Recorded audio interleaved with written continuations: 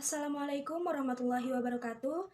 Perkenalkan, nama saya Elvina Ayupadillah. Saya salah satu mahasiswi Universitas Singapura Bangsa Karawang dari Fakultas Agama Islam, Program Studi Manajemen Pendidikan Islam, kelas MPI 1B. Di sini saya akan mempresentasikan tugas UTS mata kuliah Ilmu Hadis. Tugas yang akan saya paparkan yaitu mengenai penjelasan hadis riwayah, diroyah, serta sejarah perkembangan ilmu hadis. Oke, baik. Sebelum pembahasan lebih jauh, izinkan saya untuk menjelaskan pengertian dari ilmu hadis itu sendiri. Oke, pengertiannya adalah al-qaidu mu'arrifatu bihali rawi wal marwi. Artinya, kaidah-kaidah yang mengetahui perawi dan yang diriwayatkan. Oke, mungkin di antara kalian semua, kalian masih bingung apa itu perawi dan apa itu marwi gitu. Jadi, di sini perawi adalah sosok orang yang menerima atau menyampaikan langsung dari Nabi Muhammad SAW. Sedangkan marwi itu adalah isi dari pembahasan yang disampaikan atau ucapan Nabi Muhammad gitu. Jadi perawi itu orang, sedangkan marwi itu isi pokok dari bahasanya. Oke, baik. Di dalam ilmu hadis itu ada dua kata yang mungkin sering kalian dengar, yaitu ada sanad dan juga matan. Oke, dan untuk matan itu man hazalillah falam yarfus. Sedangkan untuk sanad itu berupa susunan pembuktian bahwa kesahihan hadis tersebut. Jadi sanad itu pertama diucapkan oleh Nabi Muhammad, kedua diturunkan kepada para sahabat, dari sahabat diturunkan kepada tabi'in, dan dari tabi'in diturunkan kepada ulama. Jadi sanad itu berupa susunan yang menjelaskan tentang kesahihan hadis tersebut. Oke, di dalam hadis riwayah dan diroyah ini objek pembahasan dari yang kita bahas adalah sosok seorang baginda alam, yakni Habibana wa Nabiyana wa Maulana Nabi Muhammad SAW. Dan di dalam hadis riwayah juga diroyah, di mana riwayah itu menjelaskan hadis. Apa sih hadis itu menjelaskan tentang apa, tentang yang seperti apa gitu. Jadi di dalam hadis riwayah itu dijelaskan bahwasanya ilmu yang mempelajari tentang perkataan, perbuatan, serta tingkah laku yang terdapat di dalam diri Nabi itu bisa disebut dengan hadis. Jadi hadis itu sumbernya itu dari Nabi Muhammad, berupa perkataan, perbuatan, dan segala hal yang ada di Nabi Muhammad gitu. Itu bisa dikatakan hadis, cuma untuk poin utamanya yaitu tentang perkataan dan perbuatannya.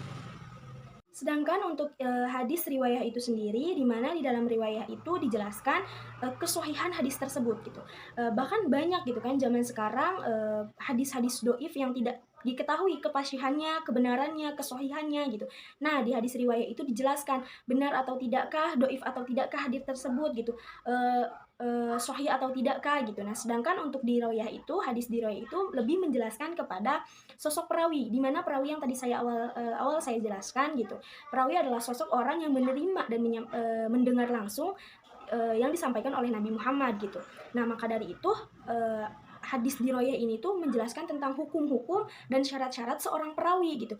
Ada beberapa orang gitu yang menyatakan dia mengatakan hadis Nabi Muhammad gitu, akan tetapi dia tidak memenuhi syarat-syarat dari hadis diroyah ini gitu, syarat-syarat dari seorang perawi, hukum-hukumnya gitu, maka orang tersebut tidak bisa dinyatakan perawi gitu. Jadi diroyah itu membahas tentang syarat-syarat menjadi seorang perawi, sedangkan riwayah itu menentukan apakah hadis tersebut sudah sahih atau dhaif begitu.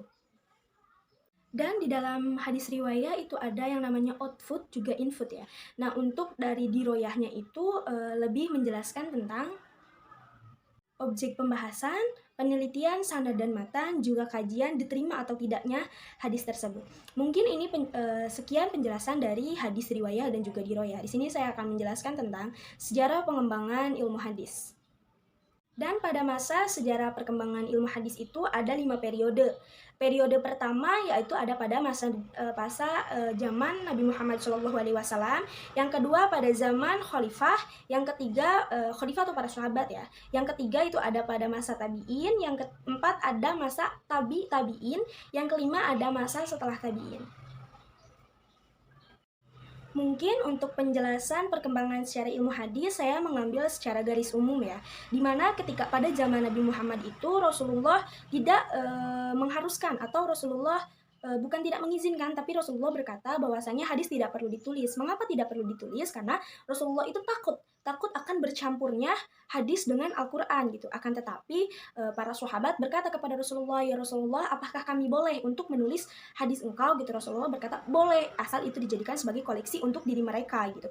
Tetapi Rasulullah juga berkata bahwasanya boleh menulis hadis dengan keadaan yang kondisional gitu. Makanya tidak ditulis, akan tetapi para sahabat seperti Abu Bakar, Umar, Utsman dan Ali, mereka menulis hadis itu untuk koleksi diri mereka pribadi gitu. Oke, kita lanjut ke periode kedua, yaitu periode sahabat ya. Dimana periode sahabat ini benar-benar sedang genting gitu ya. Keadaan umat muslim itu sedang genting. Mengapa sedang genting? Karena banyaknya orang-orang yang menyatakan hadis untuk kepentingan konflik politik gitu. Maka dari situ pada zaman sahabat itu, ketika ada orang yang menyatakan hadis gitu, itu ada syaratnya. Syarat yang pertama yaitu harus disaksikan oleh banyak orang gitu, penyampaiannya itu gitu. Dan kedua, harus benar-benar sahih. Karena kenapa gitu sampai segitunya gitu ya, karena pada zaman itu banyak orang yang mengatakan dia ini hadis Rasul gitu, tapi sesungguhnya itu bukan, itu hanya kepentingan untuk diri mereka pribadi, atau sering kita sebut pada zaman sekarang itu hadis doif ya, yang tidak tahu kepastiannya dan juga kebenarannya gitu. Atau mungkin bisa disebut dengan zaman pembatasan ya, karena pada masa khalifah itu gitu. Nah, untuk periode kedua yaitu periode tabi'in ya. Dimana pada periode ini itu hadis itu sudah sah dibukukan gitu. Sudah dibukukan atas perintah dari Khalifah Umar bin Abdul Aziz gitu. Dan siapakah orang pertama yang membukukan hadis gitu kan? Orang pertama yang membukukan hadis ialah yaitu Ibnu Syihab Az-Zuhri gitu kan. Mengapa dibukukan gitu ya? Karena memang umat muslim sudah bisa dikatakan sebagai takut akan hilangnya arah gitu, karena hadis itu kitab kedua setelah Al-Quran gitu. Ada hadis maka harus ada Al-Quran gitu. Hadis juga bersumber dari Al-Quran gitu, jadi saling menyempurnakan gitu ya.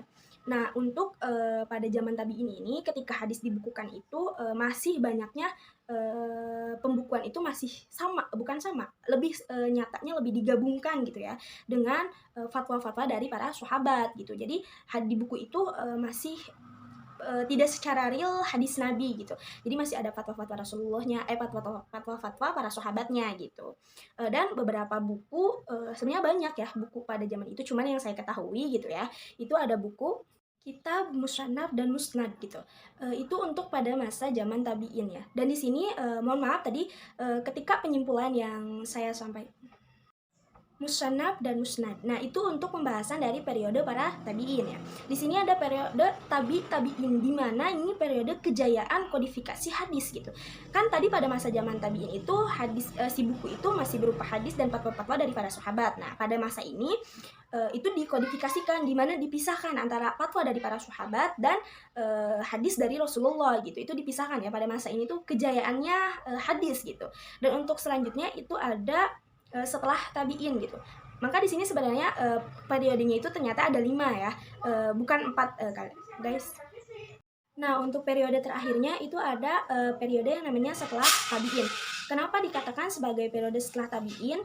Karena pada masa itu sudah digantikan tabi'in itu menjadi oleh para ulama gitu. Nah, di sini pada masa setelah tabi'in itu hadis itu sudah berupa buku yang memang sudah terpisah dari fatwa sahabat gitu, sudah benar disistematikan gitu, dijelaskan kesohihan hadis tersebut, doif atau tidak doif hadis tersebut gitu, benar-benar dilihat dari sanadnya, dari matanya, dari berbagai sisi ketentuan bahwasanya hadis ini berupa hadis sahih dan juga hadis doif gitu.